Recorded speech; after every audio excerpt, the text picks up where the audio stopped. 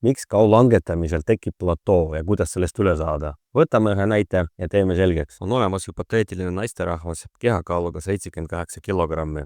Soov langetada kehakaalu. Päevane energiakulu on umbes 2400 kilokalorit. Plaanis süüa 1800 kilokalorit. Seega defitsiit saab olema umbes 600 kilokalorit. Tundub olevat igati mõistlik plaan. Möödub natukene aega ja uus kaal on 72 kilogrammi. Kehakaaluga koos väheneb ka energiavajadus ja sama toitumise aktiivsuse juures on defitsiit 400 kilokalorit, mitte 600 kilokalorit. See tähendab, et kaalulangetus aeglustub.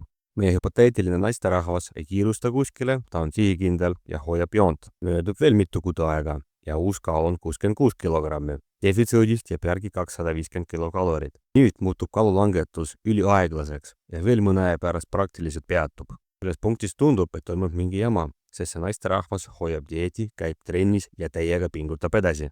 Nimetame seda platooks ja süüdistame ainevahetust. Tegelikult on keha lihtsalt muutunud väiksemaks ja nüüd vajab oluliselt vähem energiat. Platoost üle saamiseks tuleb kas tarbida vähem kaloreid või suurendada aktiivsust. Veel parem teha seda varakult ja jooksvalt korrigeerida nii toitumist kui ka aktiivsust.